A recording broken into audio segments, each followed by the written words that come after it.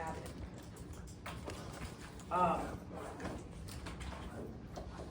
I did put for module 3, I did put test your knowledge, but it's really more about the structures, right?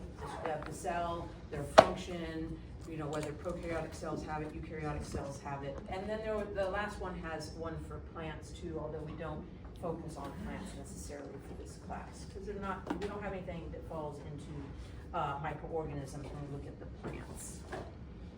All right, so in our 4th module, there is a reading that goes along with this, and I go to the review. Make sure you go to the review and you notice it, because if I don't have a question in regards to it in the review, this was even in the when we had a hard copy chapter. We're not going to cover, there's a section of the chapter that talks about propagation of viruses, and we're not going to talk about that in this class, so you're not going to get tested on it, okay? And viroids, okay, are also there, and I'm not going to do the viroids. I do the viruses, both the bacteriophage and the animal viruses, and I do the prions as far as the discussion and topics, okay? And then there is also a second little reading that is going to cover just a little brief discussion, which we'll talk about class briefly too, is the role that viruses play in some cancers, okay? So that's what's going on for this particular module.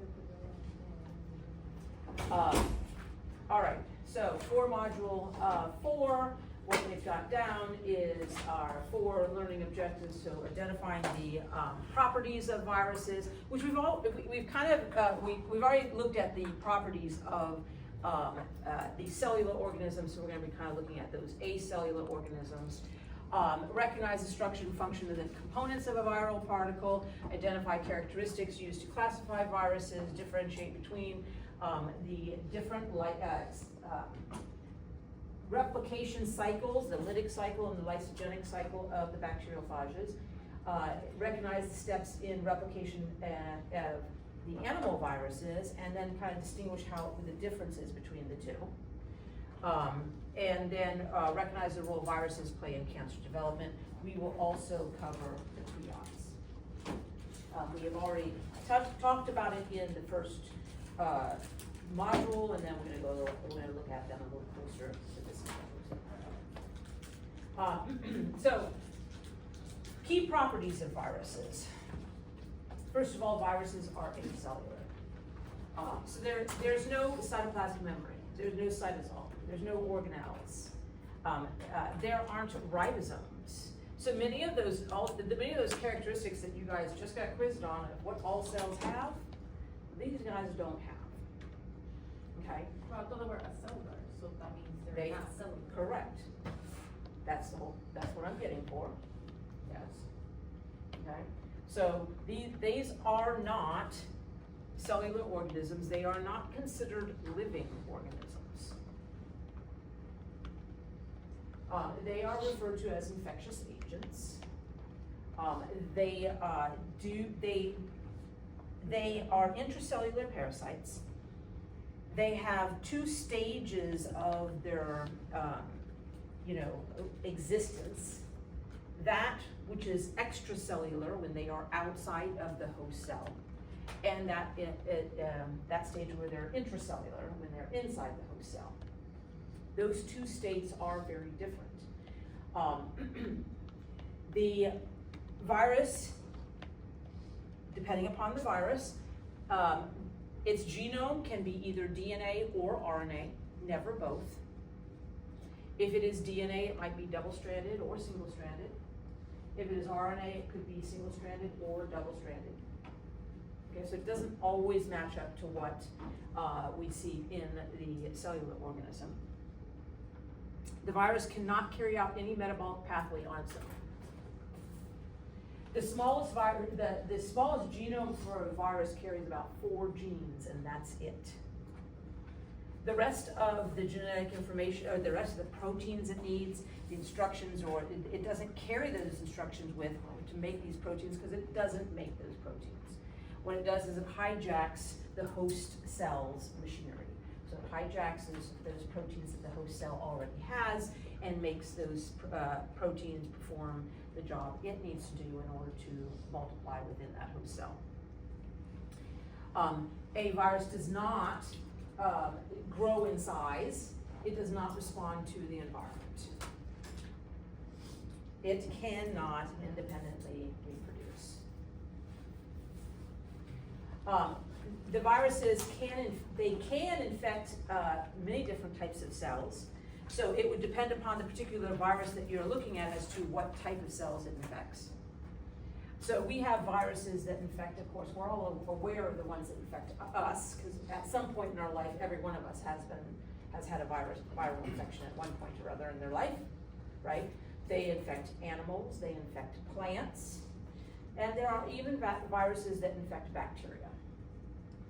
The specialized viruses that I mentioned that we were not going to cover in this class, the viroids, in that chapter, they actually infect fungal cells.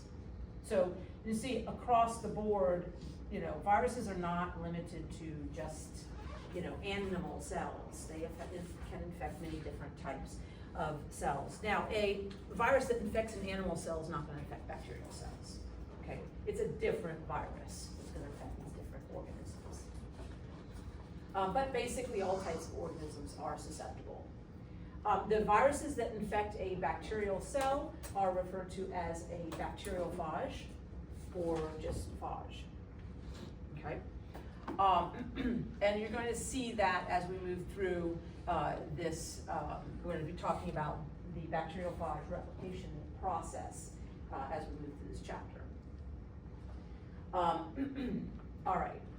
Most viruses infect only one particular host cell, and that is due to that interaction between the surface proteins on the virus with interacting with surface proteins on the host cell. Okay, there's a direct interaction, protein-protein interaction, that allows for specificity to ensure that that virus is going to infect the right host cell. Okay. There are viruses that can cross different species and even different genera. Okay, so there are some viruses that infect, say, the dogs that we also can get. Okay, but then there are others that are very specific to, say, the canine group versus with us. The viruses that can infect many different kinds of cells are referred to as generalists. Now, when we talk about viruses as far as size is concerned, that's what's showing here, relative sizes. When we talk about viruses, generally we're looking in the nanometer stage, or unit. Nanometer would be 10 to the negative. Anybody know? 9, 10 to the negative 9, okay? So when you are talking about cells, you're usually using microns to the negative 6, right? Viruses are usually 10 to 100 times smaller than that. Now, the largest of the viruses are on the same size range as the very smallest of the bacteria. Okay, so it is possible that they be a bit larger in size, but in general, we're usually, we're usually using that unit of nanometers when measuring them out. All right, recognizing the structure and function of the components of the viral particles. So we've got the genetic material. As I've already mentioned, the genetic material is going to be either DNA or RNA, never both. If it is DNA, it can be double-stranded or single-stranded. If it is RNA, it can be double-stranded or single-stranded. Now, when it comes to single-stranded RNA, You also have what we call positive sense and negative sense. Positive sense single-stranded RNA is like messenger RNA. When that genetic information enters into the cell, it can be immediately translated, just like messenger RNA. Negative sense single-stranded RNA is like a complementary copy to messenger RNA. When that genetic information enters into the cell, it cannot be translated. The first thing that has to happen is they have to, the virus is going to get the cell to make a complementary copy of that. Now, we don't have the proteins that allow for us to take RNA and make a complementary copy of RNA.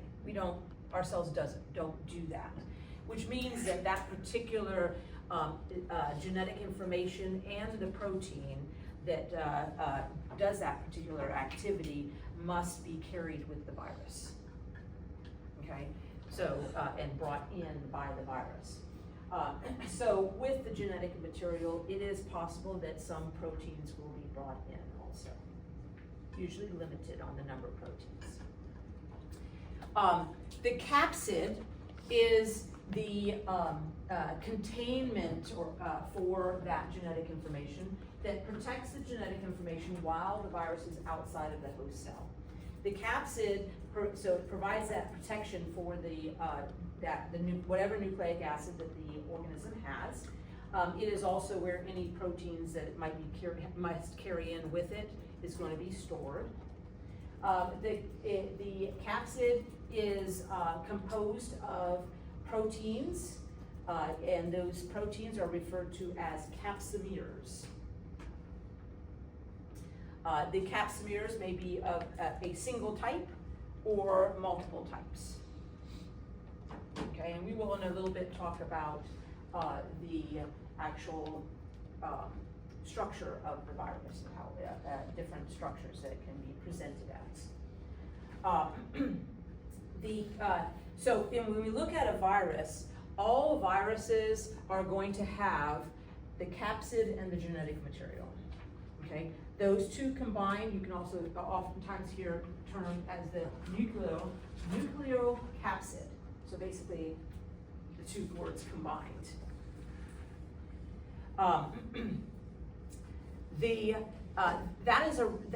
Those two features all viruses have. Some viruses, though, will also have an envelope. An envelope is a phospholipid bilayer that surrounds the nucleocapsid. That envelope is acquired from the host cell's cell membrane. So the phospholipids are originating from the host cell membrane, and we will talk about how it acquires it as we go into our animal viruses, okay, and how they replicate. Envelope viruses that envelope then will display proteins that allow for the virus to interact with its next host cell. Those proteins are referred to as the spikes. Okay.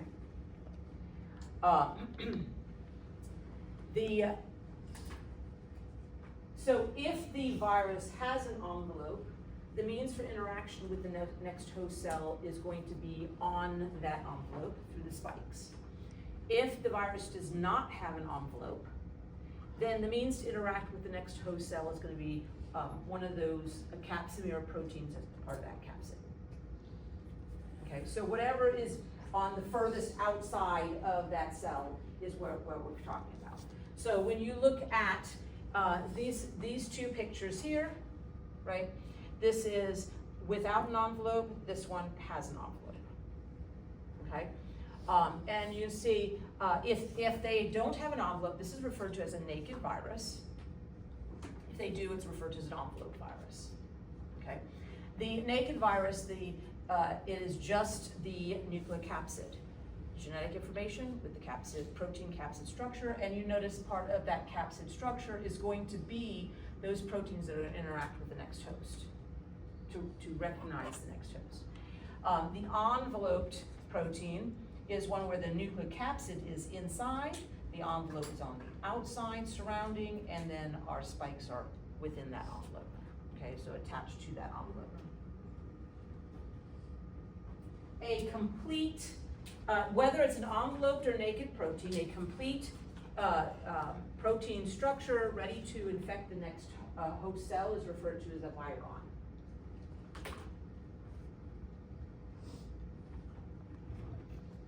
Now, oh wait, now before I get to this one, let me go back to this one just for a moment. This picture here is demonstrating, so these two are examples of animal viruses. This one is demonstrating a bacteriophage. Okay, the bacteriophage has the nucleocapsid as well as other components. It's what we're going to be referring to as a complex structure. Okay, but it too though has that capsid and genetic information as part of the structure to then move while outside of the host cell.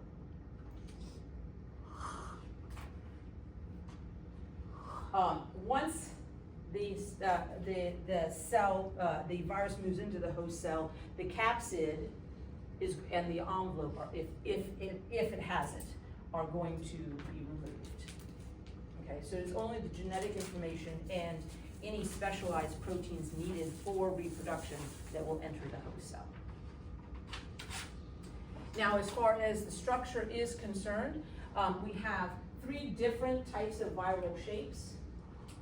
And part of the classification process will include separating by these different shapes. We have the 3 basic shapes are the helical, polyhedral, okay, and the complex. So the helical is as what you see right here on the left, and so the red is the genome, okay, so that genetic material. And basically in this case, we're seeing a capsomere of the exact same thing that then wraps around, kind of like when you guys talked about tubulin in your general biology with the cytoskeleton, right? It's one protein unit that then links together to create like a slinky type of, or straw type of effect, where then the new genetic information is inside, okay, protected. This can be with or without an envelope. This is showing without an envelope, okay? But it could have an envelope. The polyhedral is oftentimes an icosahedral.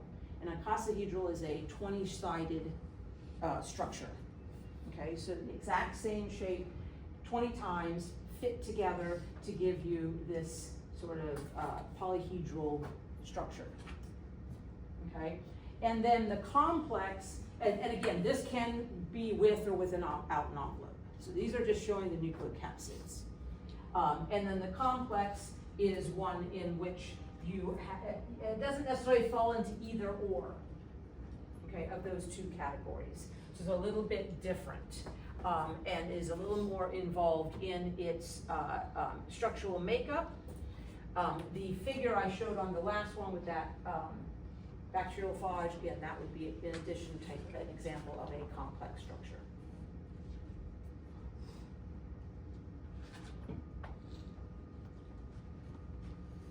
All right, now how do we classify these viruses? Excuse me, not microorganisms. The viruses are generally classed on the type of nucleic acid. So what is their genome composed of? DNA or RNA, and single-stranded, double-stranded, what, right? Whether it has an envelope or not. The shape, the size, sometimes even by the particular host, right? When we are looking at classification and the viruses, we don't go any higher than the families. So there's no kingdoms, no divisions, no classes. Family is the highest level.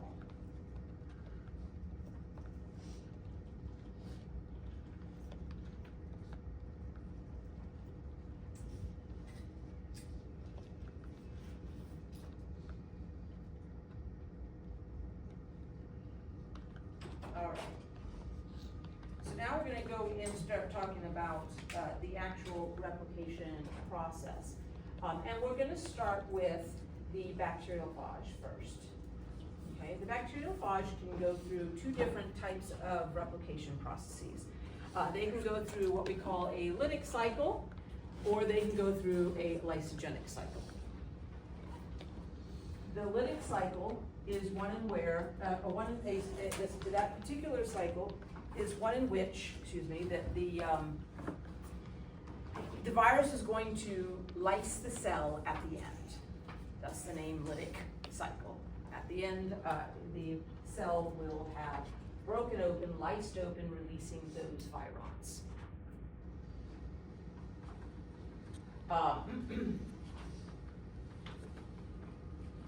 So the lytic replication is one in which there's basically 5 stages to it.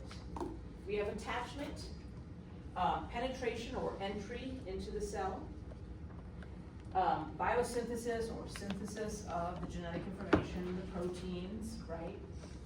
Maturation or assembly, and then of course the release when the cell is lysed.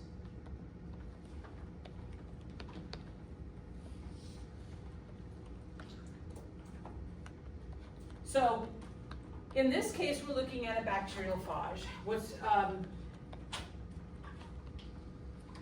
unique about bacteriophages is that the bacteriophage is always a DNA genome.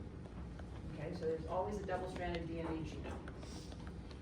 In addition, the bacteriophage itself, the capsid never enters the cell. Okay, the only thing that enters the cell is the DNA, so the genome of the bacteriophage. So the first step, of course, would be attachment. So in this case, we've got, these are referred to as the tail fibers of the bacteriophage structure. The tail fibers are what's going to interact with the surface of the cell, identifying this as that interaction is specific, identifying that it is a bacterial cell. Okay, because this particular viron is only going to infect bacterial cells. So it is going to attach to the surface. In the structure, it looks like a little alien ship, right? It has a sheath, a tail that has a sheath over it. It has a base of the tail. It has a little tail. They're called tail pins, and then of course we have the head where the capsid structure is and the nucleocapsid is. Okay, when interaction occurs and we have attachment, this structure kind of sits on to the surface, and from the base, those tail pins, we have release of proteins, which are going to digest or break down that cell wall.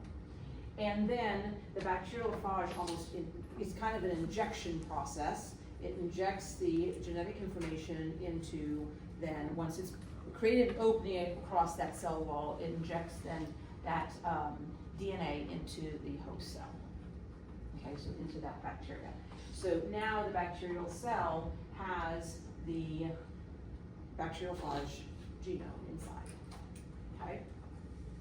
Once that happens, the genome of the bacteriophage is going to its presence is going to hijack the machinery so the proteins within those cells to redirect them to produce then multiple copies of that genome. So copies and copies and copies of that genome, as well as all of the proteins necessary to produce the capsid. Okay, now, this picture is somewhat misleading.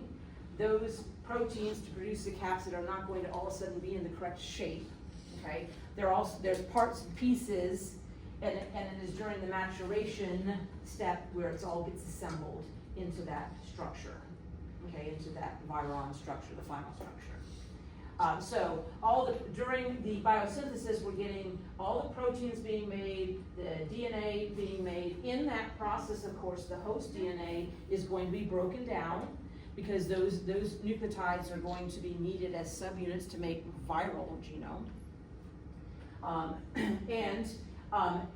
Once the cell has produced that DNA and the proteins necessary, that moves into the maturation phase. The maturation phase is where that capsid assembles, so all the parts and pieces for the capsid assemble together, and they package the genome into the capsid head of that bacteriophage. Digestive enzymes then will cause the lysis of the cell. Okay, and so the cell lyses and the bacteriophage are then released into the environment. Yes? Is it just me, or does that remind you of the movie Alien? Like, is it just, it's all I think of right now. Could vary. I won't lie. I'm not a sci-fi fan. As much as I like science, I'm not a sci-fi fan, so I never watched that one. I watched most of those, but yes. So is there any of the host DNA left, or none at all? No, it breaks down. Oh, wow. It breaks it down into, it's going to use those nucleotides. Those nucleotides are going to be used as subunits to create all this, the viral. Now, a single cell can produce hundreds. Like, they're just showing a few here, but when this cell lyses, and if you actually see an electron microscope picture, there could be hundreds being released all at the same time. So that genetic information, it needs the subunits, so it's going to break it down. That being said, in this chapter, side note, I forgot, and thank you for bringing it up because it reminded me, there is a conversation about transduction in this chapter, okay? We're saving that for the next unit when we talk about transferring genetic information, because we'll discuss in detail later. But if you already started reading this chapter, you might have come across the transduction information, and it really just has to do with packaging accidentally. Sometimes little bits of DNA from the bacterial genome will accidentally get packaged instead of viral genome. And that is a way in which bacterial cells can have genetic information transferred from one cell to another cell. Okay, but you'll notice I'm not talking about it today in detail, or this week in detail, because it won't be on this chapter test, okay? As far as this unit, we'll be discussing it in detail in the next unit, all right? This is kind of one of those downsides of having, a textbook that is slightly organized differently than previous, texts. So just to give you a heads up, focus on the material on that review. If the review's in Unit 1, if the review's discussing it, then yes, it's going to be on the test. If there's nothing at all in the review about it, then it's not going to be there, okay? All right. Now, for the lytic cycle, when we are, we are observing the, bacteriophage present in our sample, right? What we're going to see is a numbers situation that looks along this lines. We have a culture of, say, E. coli cells. We'll just throw that out there, okay? But we have a culture of E. coli cells in a test tube, and we introduce some bacteriophage. Initially, what we're going to find is that if we were to take a little bit of the media, not the cells, just the media, and we were to then find out how many bacteriophage are, free in that media, what we're going to find is the numbers are going to drop pretty quickly from what we first added in a short period of time. Is going to drop down to pretty much nothing, because those virus, the bacteriophage will be inside of the host cell. There'll be none that are free in the media. As time passes, right, and then because this is a lytic cycle, all of a sudden when these cells burst open, we're going to see a very quick jump in the number of these virons in the environment, so in that media, because of the fact that the cells are releasing them all at the same time, right?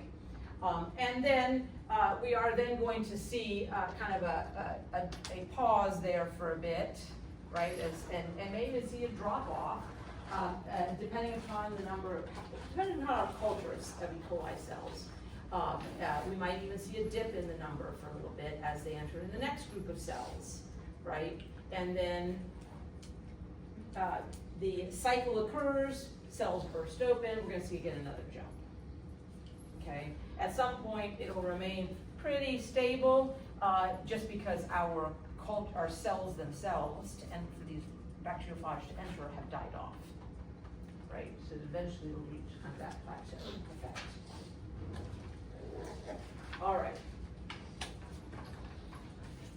Now, the lysogenic cycle. The lysogenic cycle here, this is going to be a slightly different situation that's going to occur. This is kind of a modified replication cycle. In the lysogenic cycle, once the virus inserts its genome into the host cell, that genome is then going to insert into the chromosomes of that host cell. And it is going to then be replicated with this cell. So there's no lysis of the cell. There's no production of virons to be released into the environment. The virus is increasing in numbers as the culture increases in numbers, right? So every time the cell divides, that cell is going to, now we have not only one cell going to two cells, but we now have two viruses. Each of those cells has the genetic information for that virus. When those two cells replicate, now we have a total of 4 cells. All 4 have that genetic information from the virus. Okay, and that continues. So they refer to that as a modified replication cycle, because in this case, the goal is not to lyse the cell. The goal is to tuck away and kind of hide and continue to propagate with the cells themselves. Okay. During this time, there is no production of proteins for the viron. So the capsid proteins are not being made. It's just the virus genetic information that's being maintained within the host cell's genome. So the infected host cell then grows and reproduces, and in that process, the genetic information for that bacteriophage also increases in numbers, related to the number of cells. Now, what benefit does this serve?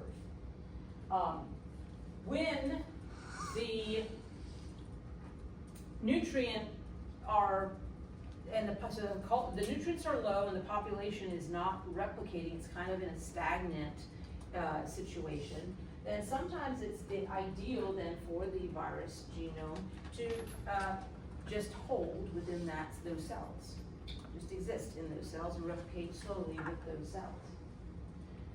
When the population is growing, the population of cells, bacterial cells, is growing proficiently, okay, that's when then, in order to increase the numbers, it plays to the benefit of the bacteriophage to get out of the cell and then, make many get out of the cell by lysing it and infect all these other cells.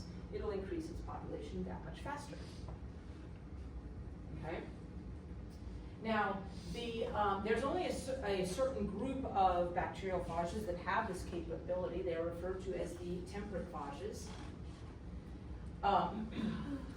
And those, what they do is when they infect the cell, so when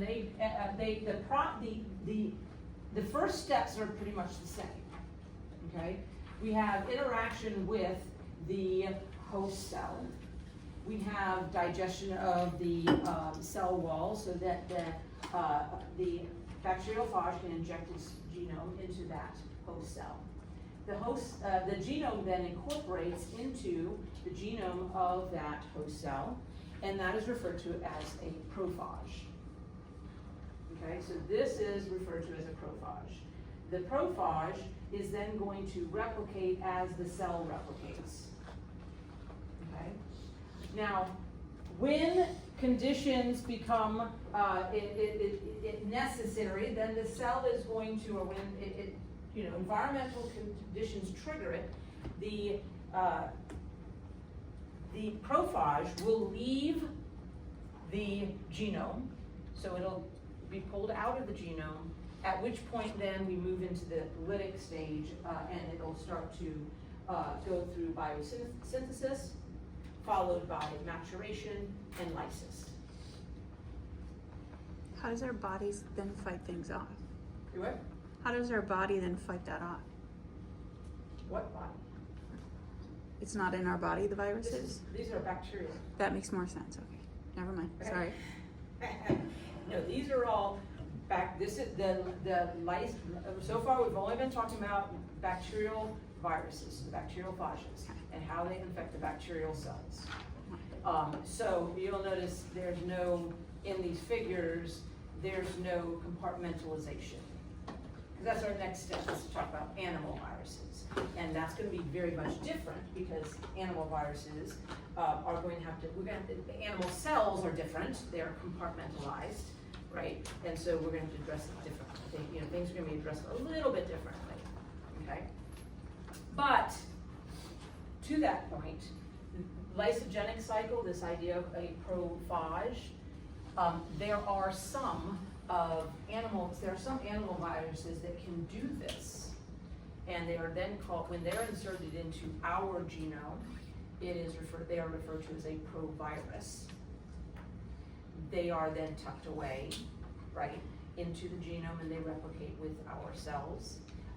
And it makes it more difficult, obviously, for our immune system to address it. Oftentimes, these proviruses can be linked to the cancers, because where they insert into the genome, they disrupt some of the cell cycle control genes or those oncogenes and stuff like that. So we'll talk about that a little bit. But and proviruses, unlike prophages, unlike the bacteriophages where they can come into the genome and then exit the genome, the proviruses, those are the animal viruses that do something similar, except that once inserted, they cannot be removed. So they don't, once inserted, they're there. They do not pull back out of the genome. They do not have that capability to remove again.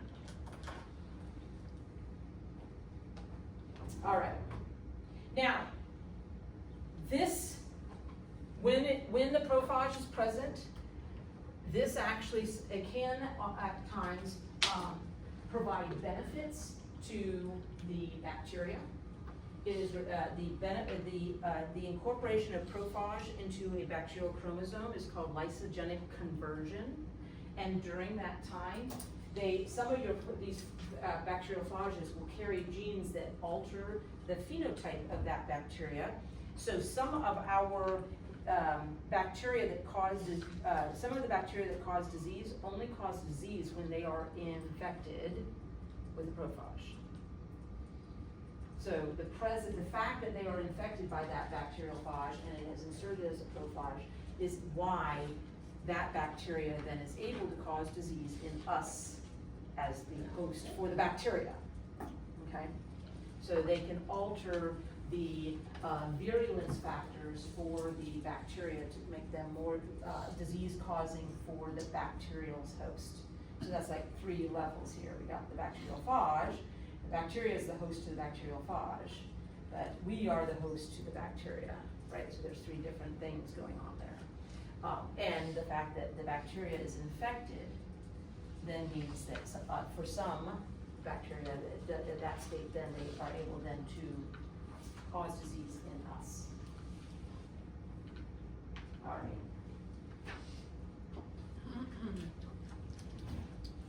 Now, steps in the replication of animal viruses. So, animals, the animal cell is different, right? In the sense that we have compartmentalization. We have the nucleus where the DNA is found. RNA is found, can be found in the nucleus.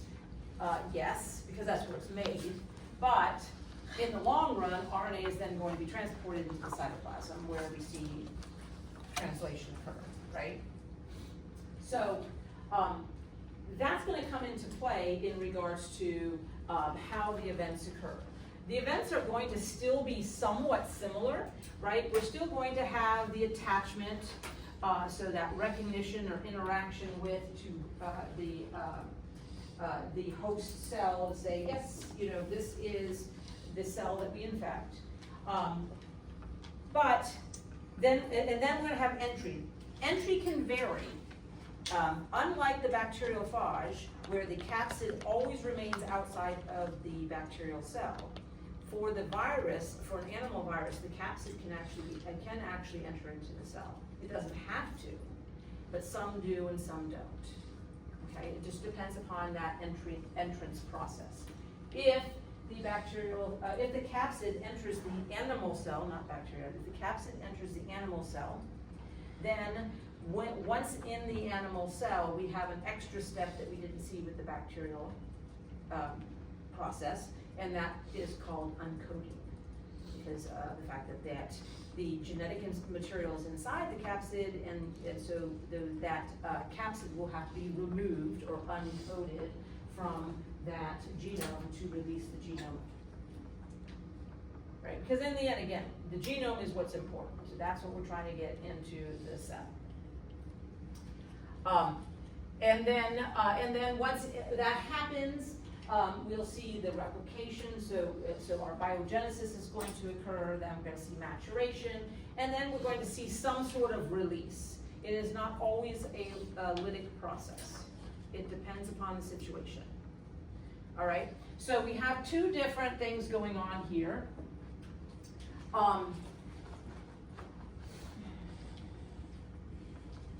Unfortunately, they gave us 2 examples. They've got the influenza virus. In this case, the book has shown is providing us HIV virus. Both are actually, though, enveloped viruses. So let me figure out how to bring up the, which is not always the case, right? We have naked viruses that can cause disease. So attachment. Attachment is going to be the interaction between the viral protein on either the envelope, if it's an envelope virus, or on the capsid, if it's a naked virus. And that interaction is going to be to a cell surface protein. So for instance, in this example, they're demonstrating CD4 is that cell surface protein that the spike interacts with, okay? That interaction is what is going to trigger the entry steps. Now, there are different types of entry steps that can exist. We have direct penetration, we have membrane fusion, and we have endocytosis. Okay? So there's 3 different main ways that the virus can enter. And it depends, again, it depends upon the virus as to how it enters. Direct penetration would be when this is something that's seen more with a naked virus, where then the naked virus then basically releases the genome into the animal cell. Okay, capsid remains on the outside.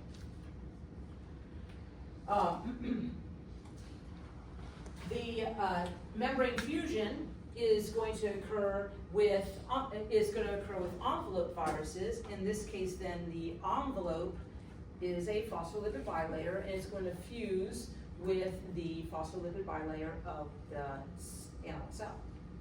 Okay, and when it does, its contents, which is the nucleocapsid, is going to get inserted into that animal cell. Okay, as such, then we will see uncoating occur, where the capsomeres are going to be removed from the from around the genetic information. Okay, and then the last is endocytosis. So endocytosis would be where, and this can be for either a naked virus or an envelope virus, but that is where then the interaction triggers the cell to engulf and bring in the nucleocapsid into the cell, and uncoating occurs. Okay, any of those events are going to happen. And then once the genetic information is inside the cell, it'll depend upon what type of genetic information as to where the next steps are going to be. If the genetic information is DNA based, then the DNA is going to go into the nucleus, where you are going to see then replication of that, so the biosynthesis is going to occur in the nucleus. If the genetic information is RNA, it'll stay in the cytoplasm. Now, HIV is a unique situation where the genetic information is RNA based, but its replication occurs within the nucleus. Okay, and that is because when this RNA enters into the cell, this is the HIV is what we call a retrovirus. It reverse transcribes the RNA into DNA. Okay, so it has to bring that protein with it when it does so, because of the fact that we don't have an enzyme for reverse transcriptase. We do not have the ability to take RNA molecule and use it as a template to make DNA, right? That is a specialized protein that the retroviruses have that allow them to do so. Once they take that RNA and reverse transcribe it into DNA, the DNA goes into the nucleus where it stays and where biosynthesis occurs. Okay? That's a unique situation. You pretty much all your other RNA viruses outside of your retroviruses are going to stay in the cytoplasm. Okay? And your, as I mentioned, your DNA viruses will stay in the nucleus. All right.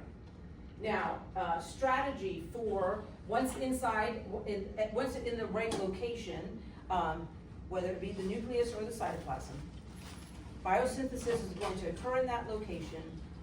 Assembly is going to occur in that location, and then go to release. If it is a naked virus, release is going to be through lysis, and it will lyse the cell and release all the naked viruses. Okay. If it is an enveloped virus, what you're going to find is a budding process, like what you see here. They don't release all at one time through lysis because they need the phospholipid bilayer for the production of that envelope.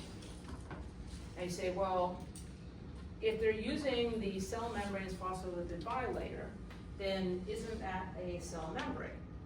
And the answer is no. Okay, any membrane has phospholipids. It's a phospholipid bilayer. That's what separates then the two bodies of the inside versus the outside, right? What makes different membranes, what makes each membrane unique are the proteins that are inserted, right? So that means the Golgi apparatus has a membrane, but it's not cell membrane. Why not? Well, the enzyme, the proteins inserted in the Golgi apparatus are different than the proteins that are inserted in the cell membrane, right? The actual proteins, and whether they integral or peripheral proteins, are what makes that membrane unique to its particular characteristic, whether it's a cell membrane, nuclear membrane, endoplasmic reticulum, Golgi apparatus, right? So the genetic information, the nucleocapsid, gets in, for instance, for HIV, the nucleocapsid wraps around, or cases the genetic information, which is RNA, and then that nucleocapsid interacts with a portion of the cell membrane that is lined with these matrix proteins. It tells it where to exit. And that area of the cell membrane is no longer cell membrane because the only proteins present are viral proteins. So it's like a little, it's like a little signaling. You exit from here, and when you exit from here, you're gonna have phospholipid bilayer with viral protein only, and therefore that is the envelope.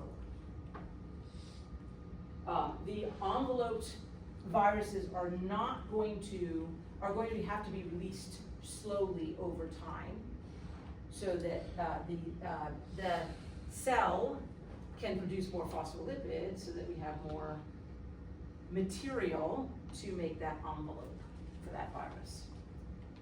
Okay, so lysis is naked viruses, and budding process is the means by which we see for the enveloped viruses. Lysis is a quick release of a lot at one time as the cell breaks open, versus budding process means we have a slow, these are oftentimes referred to as persistent infections, right? Because they're just slow release over an extended period of time. All right. I'm debating whether I want to go into all right, so for, so those are the steps. So for the purposes of replication. So if we're looking at double-stranded DNA, that's going to go to the nucleus. We're going to, we already have double-stranded DNA in the nucleus. It's going to replicate just like the genome is going to. The main example of single-stranded DNA happens to be the one in which it's single-stranded when it's in the nucleocapsid, but when it enters in the cell, it folds back on itself to become double-stranded. So it's a single DNA molecule, though, that has double-stranded because it base pairs with itself. Okay? And therefore, in the cell, it functions just like a double-stranded DNA. When it comes to RNA, RNA has multiple options. We have, in this case, I've got an example listed of single-stranded negative sense RNA. So negative sense RNA is the RNA that's complementary to messenger RNA.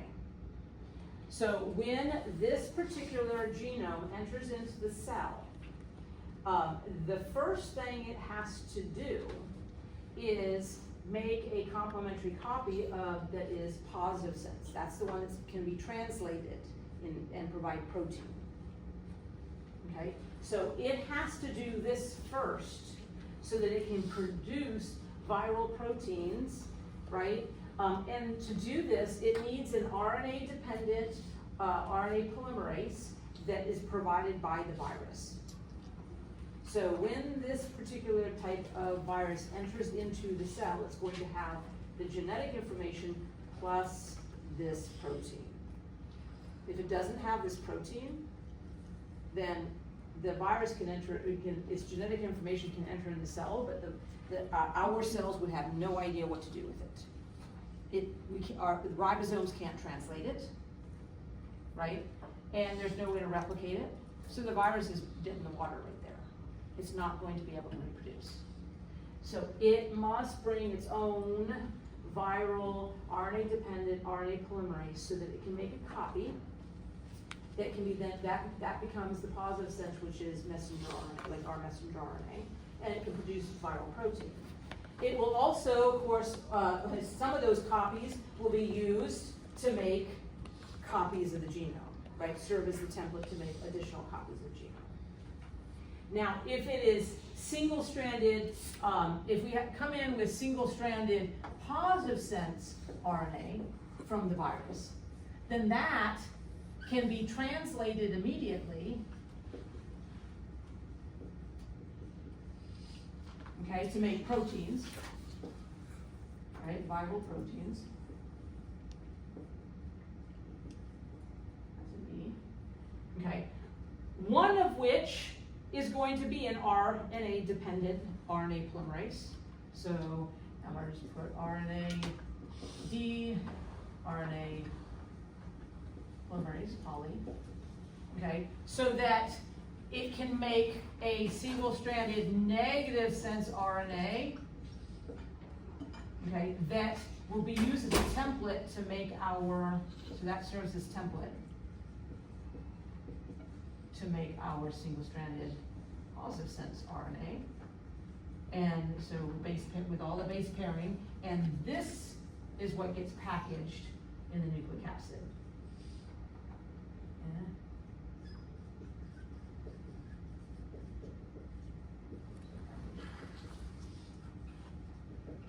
Right? So that's easier to deal with. The RNA, the viral RNA polymerase is necessary because we don't have the means to do this process right here or this process. But the virus doesn't have to bring it with, because this is like messenger RNA. It can make it first in the cell. Once made, then do this step. Okay? And then if it's double-stranded, if it is double-stranded RNA, well, in that case, you've got that double-stranded RNA, right, can separate the single-stranded RNA. Negative sense RNA is going to use the template.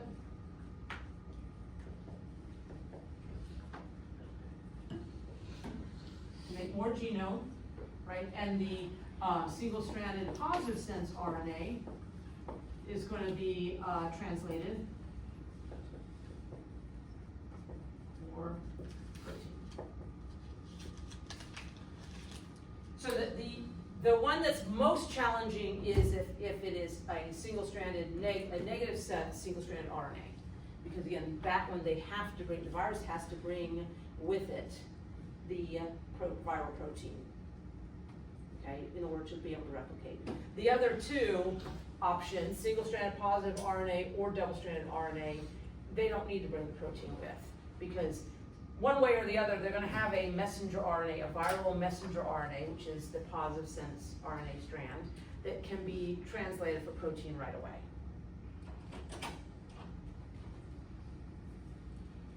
All right.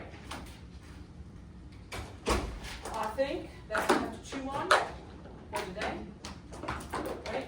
And we'll finish up with the rest of the information on Wednesday. So when I was confused, you were talking about, just to clarify so I understand, right? You were talking about viruses infecting bacteria. In the beginning. For the That's where I got lost. I thought we were talking about peoples. Okay. Yeah. All right, thank you.